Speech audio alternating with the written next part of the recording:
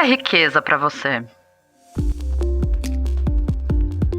Pode pensar na resposta com calma, mas eu já te adianto que essa pergunta não tem certo e errado, porque para cada pessoa ela terá um sentido diferente. Isso porque riqueza está totalmente atrelada às nossas visões de mundo e à cultura em que a gente está imerso. Quando a gente fala em pessoas indígenas, por exemplo, a riqueza está muito atrelada a alguns valores fundamentais dessa população. Para o episódio de hoje, a gente conversou com pessoas indígenas de diferentes contextos e pesquisadores para entender mais sobre esses valores. Entender, por exemplo, que não há riqueza se não houver terra. Não há riqueza se o bem-estar da comunidade não for preservado. Não há riqueza se o trabalho não for reconhecido. Não há riqueza se ela for individual.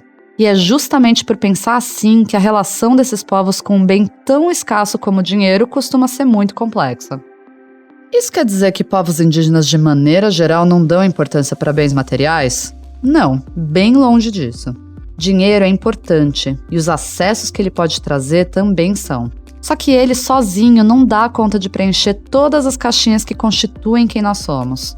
Às vezes, ele até borra a nossa lente, nos distraindo de outras coisas que também importam.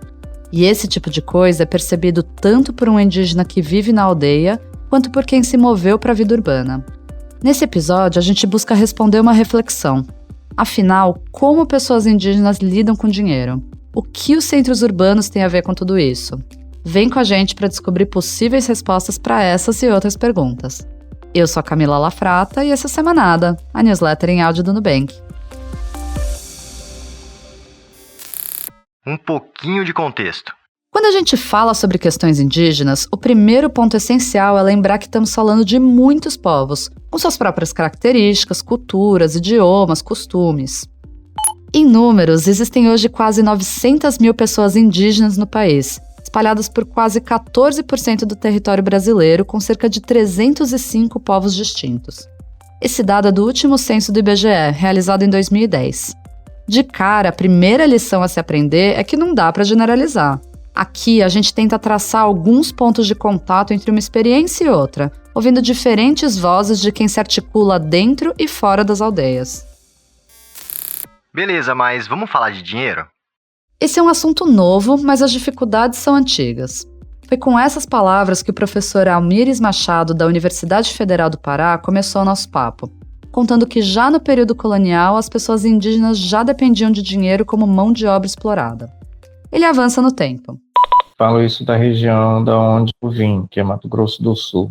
Nos anos 70, em razão de toda uma situação política de exploração, também de pós-guerra, e naquele momento havia toda uma mão de obra indígena que era análoga a escravo, trabalhava a troco de comida, surgiu o contexto das usinas de cana, que veio contratando. Aquele indígena, então, visualizou um momento de ter algum dinheiro, porque plantar na aldeia não tinha condições. Então, aquela aldeia talvez seja uma das únicas do país que depende exclusivamente de trabalho fora. E também de todos os auxílios que vieram, que salvou muita gente. O professor Almires é das terras Jaguapiru-Bororó, em Dourados, Mato Grosso do Sul, onde vivem cerca de 20 mil indígenas numa área demarcada de quase 3.600 hectares de terra. Juntas, as duas aldeias formam a maior reserva urbana indígena do país. É tanta gente que fica difícil plantar e viver majoritariamente da agricultura, como fazem outros povos. O jeito, nesses casos, é buscar trabalho fora. Antes de lecionar, ele trabalhou em um canavial por 12 anos e não escapou da realidade triste que acaba de narrar. Quando eu percebi que lá era o fim, então busquei os meios para entrar na universidade. Com muita dificuldade, debaixo de chuva, frio, às vezes até mesmo ir de barriga vazia para a sala de aula. Hoje nós temos milhares de indígenas nas mais diferentes universidades do país, seja ela federal, estadual ou privadas. Sair da aldeia para tentar mudar o padrão de vida, mas não é nesse sentido que o indígena se esforça tanto para ir para a universidade, mas para se empoderar desse conhecimento acadêmico para usá-lo em defesa do direito do seu povo que ficou lá na aldeia. Esses indígenas, sejam jovens ou não, vindo para a universidade, eles vêm sem garantia alguma de ter um sustento, uma fonte de renda. Quando conseguem a bolsa, já é um bimestre depois. E aqueles que são pais de família, ele vem para cá na fé, para conseguir aqui. E aqui, então, ele faz de tudo. Ele faz o artesanato para vender, o que tiver para fazer para conseguir algum meio de ganhar dinheiro, porque aqui o que importa é o dinheiro, aqui não há camaradagem, aqui não há solidariedade, aqui não há uma reciprocidade. Aqui é cada um por si e Deus por todos. Essa busca por melhores condições de vida fora das aldeias também se reflete em outros povos.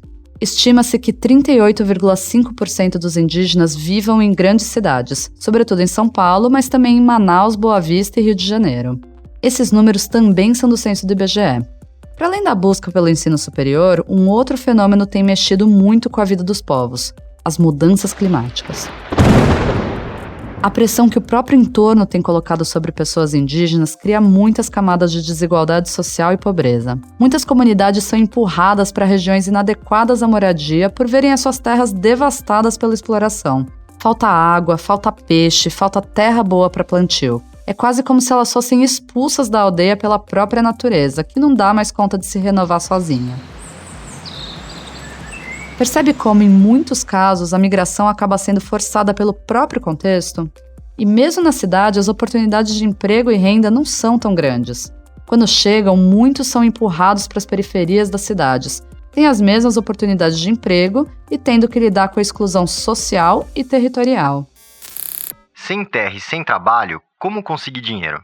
Cada um se vira como pode. Uma coisa que o professor Almires pontuou foi a importância de programas sociais e auxílios governamentais que contemplem a população indígena.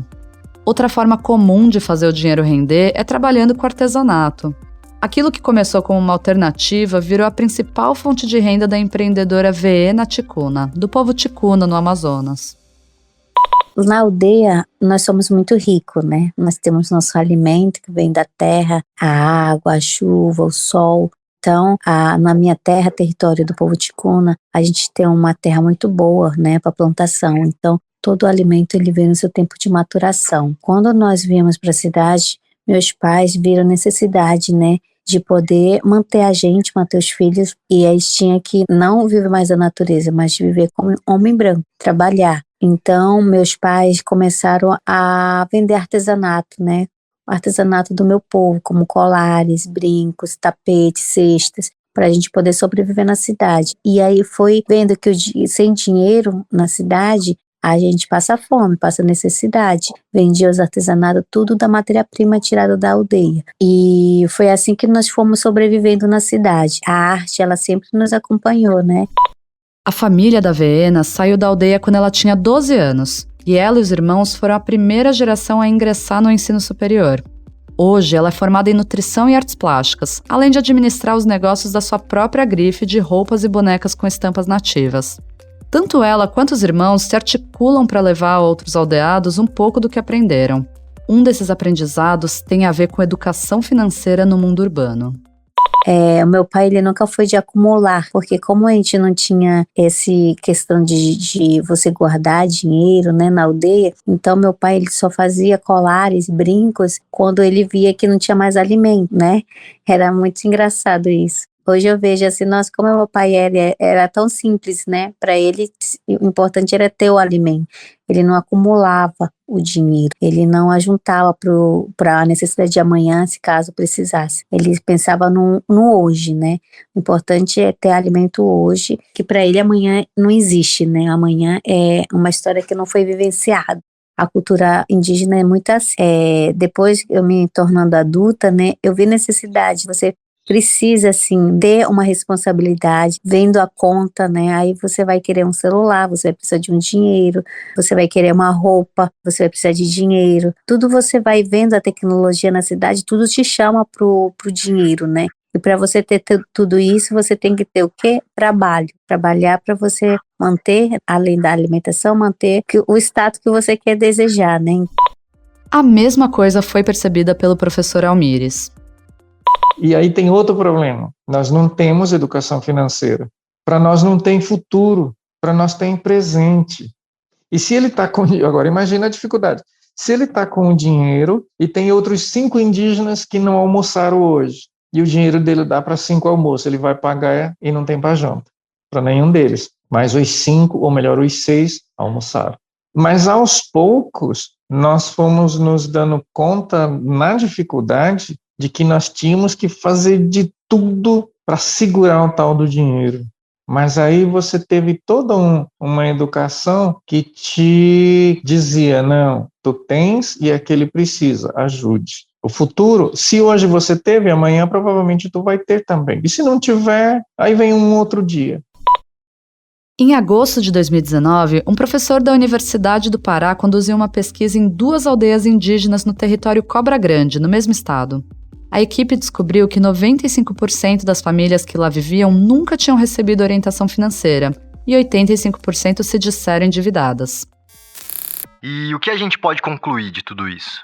Falar da relação entre povos indígenas e dinheiro é lidar com questões culturais profundas e falta de dados sobre o tema. Construir políticas públicas que deem conta de abarcar as diferenças que existem entre os povos do nosso território é uma tarefa gigantesca e necessária. Mas, como muitas coisas na cultura indígena, a solução talvez passe por um caminho de construção coletiva e de diálogo. Que o espaço fique aberto para que cada vez mais esses povos possam falar das suas próprias questões e buscar por respostas que não são contempladas hoje, na forma como nos estruturamos socialmente até aqui. Seja nos centros urbanos ou nas aldeias, todo espaço deve ser um local de afirmação dos direitos indígenas. No fim das contas, estamos eu, você, as pessoas que ouvimos aqui e todo mundo que habita esse Brasilzão buscando pela mesma coisa, o bem viver.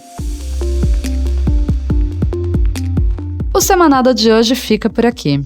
Gostou desse conteúdo? Você pode fazer como mais de 2 milhões de brasileiros e recebê-lo toda semana por e-mail. O link para assinar a newsletter está na descrição do programa.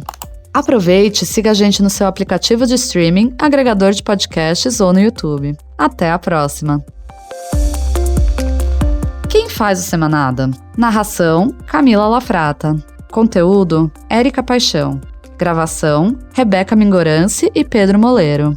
Edição, Rafael Souza. Direção de arte, Ana Oliveira.